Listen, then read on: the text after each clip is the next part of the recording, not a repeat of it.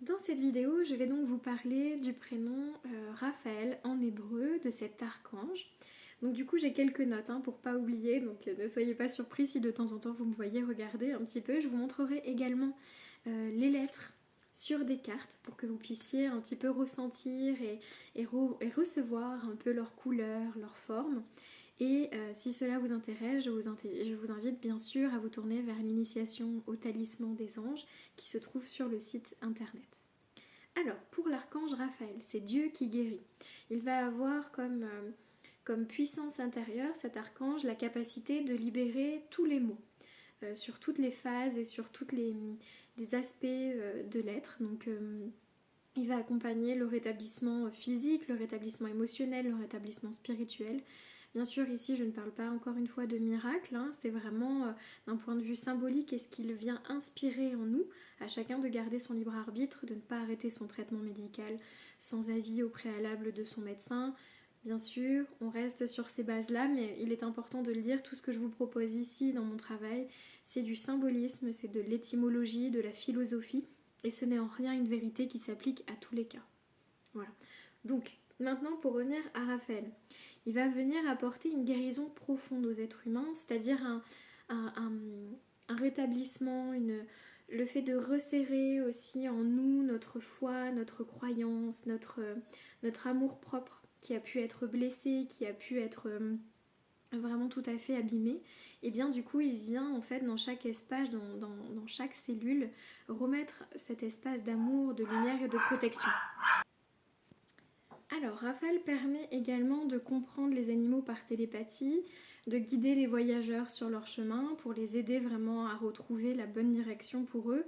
Donc là aussi c'est symbolique, ça peut aider sur le chemin de Compostelle, notamment pour les personnes qui vont vraiment avoir cette envie, cet appel de cette initiation spirituelle de la marche.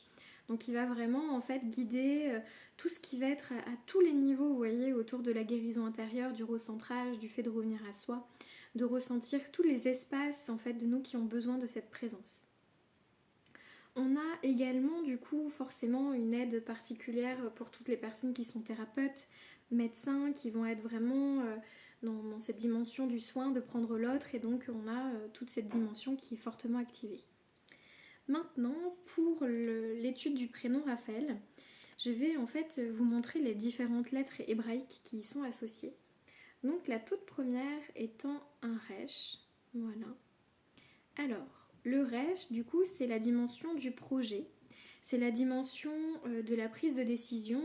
On y retrouve également la connaissance, mais aussi la sagesse, de pouvoir être libre, autonome sur les connaissances, par exemple de pouvoir continuer d'apprendre sur la naturopathie, d'apprendre sur quelle activité physique pour vraiment renforcer le corps, etc.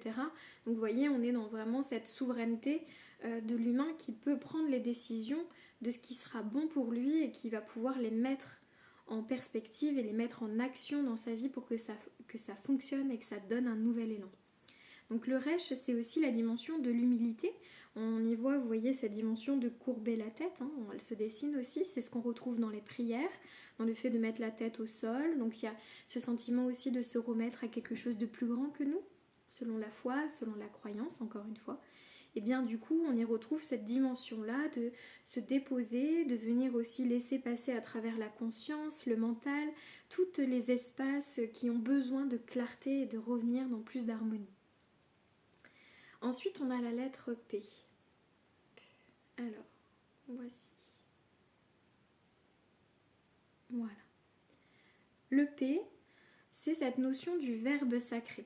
C'est cette notion de la communication juste, de pouvoir transmettre à la personne un message dans l'amour, dans la justesse, qui n'aura pas but de blesser, qui n'aura pas but d'avoir raison, mais de vraiment de transmettre quelque chose de pur, de bon, d'amour, de quelque chose qui va vraiment en fait remettre en perspective. Donc c'est aussi la confidence. Donc on a cette dimension du langage des oiseaux, c'est confidentiel, c'est confié dans le ciel. Donc il y a quelque chose de l'ordre de la prière, c'est aussi ça que l'on fait quand on récite, quand on demande une présence, un soutien, un soulagement. On va confier quelque chose dans les cieux qui va être ensuite transmis et qui va pouvoir nous revenir une fois que la prière sera déposée. Donc ça, c'est aussi cette notion du verbe sacré, Hein, vous voyez, quand on va venir dire quelque chose, qu'on va le verbaliser sous forme d'affirmation, de visualisation, tout ça, voilà. Et bien, du coup, ça amène notre mental, notre corps à venir purifier notre bouche, à venir purifier notre verbe pour avoir de belles paroles envers nous-mêmes, avoir de bonnes considérations pour nous, pour pouvoir se parler avec gentillesse, avec tendresse. Et donc, à partir de cet instant, on peut de nouveau parler avec tendresse aux autres. Ensuite, on a la lettre Aleph. Alors, Aleph, elle est toute particulière parce que c'est la première lettre de l'alphabet. Pour moi, je l'apparente à la première respiration d'un nouveau-né. Quand il vient enfin s'incarner, qu'il sort de la matrice, qu'il sort de ce monde des os, et bien du coup, il retrouve en fait cet ancrage, donc ce lien à la terre, forcément, parce que du coup, c'est sa toute première respiration qui va définir tout le reste de sa vie. Donc c'est l'innommable. Il y a quelque chose qui se passe, l'enfant respire et il est en vie. Donc ça, c'est cette notion au père, à la mère qui ont créé et généré un enfant et qui ensuite lui transmettent la vie pour que cet enfant puisse à son tour transmettre la vie par la suite. Donc on a vraiment cette notion aussi de puissance avec cette lettre. On a en fait, c'est l'unité primordiale, donc c'est l'unité du Père tout entier qui est rassemblée. Donc ici, je parle bien du Père symbolique, c'est cet archétype du Père qui transmet, qui sécurise, qui renforce. Et vous verrez qu'on abordera la lettre bête, qui est la deuxième lettre de l'alphabet, qui elle est plutôt une lettre mère. Donc c'est pour ça que c'est intéressant d'avoir des archétypes pour comprendre comment ça se passe.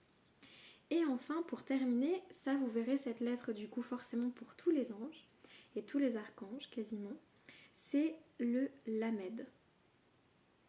Alors, le Lamed, c'est la lettre par excellence de l'étude. Et vous verrez que à chaque prénom des archanges que je vais vous présenter aujourd'hui, elle y sera parce qu'il y a elle à la fin de chaque prénom. Elle, en hébreu, c'est Dieu, c'est le grand tout, c'est cette grande source de vie. Et donc c'est quelque chose qui est sacré. Et donc à travers les figures des archanges, eh bien, il y a la présence de Dieu, la présence de l'Élohim dans toutes les particules de ces archanges. Donc pour revenir à la lettre Lamed, c'est aussi cet aiguillon qui remet un peu comme une forme de boussole. Il est dit que c'est l'aiguille qui va piquer l'animal endormi. Donc c'est en fait, ça peut aussi nous parler à nous quand on est tétanisé, qu'on est retenu dans nos illusions, qu'on est retenu par nos peurs. Et bien du coup, on n'a plus cette force d'étudier, de se comprendre. C'est souvent pour ça aussi qu'on a peut-être peur de faire un travail sur soi. Ça veut dire se rencontrer, ça veut dire changer. Et avoir la force de ce changement, c'est pas toujours évident et c'est pas quelque chose de bon ou de mauvais, c'est quelque chose qui est profondément légitime. Et donc du coup, ce Lamed, il va vraiment nous aider à continuer cette étude-là. Parce que vu qu'on le retrouve dans tous les archanges, à la fin de chaque étude de prénom, eh bien au final il n'y a pas un point. Vous voyez, il y a une suite. C'est-à-dire que le Lamed, il va ouvrir. Il va te dire continue d'étudier, continue d'aller vers un chemin, continue d'apprendre, continue d'étudier pour ne pas t'enfermer et ne pas rester dans tes connaissances profondes telles que tu les crois vraies et véritables. Et sors de cette vérité absolue, questionne, rencontre. Et c'est pour ça que je vous propose des aspects plutôt philosophiques, plutôt symboliques, pour que à votre tour vous ayez toute la liberté de réfléchir et de penser. Voilà pour ce premier prénom, j'espère que ça vous aura plu et je vous dis à bientôt.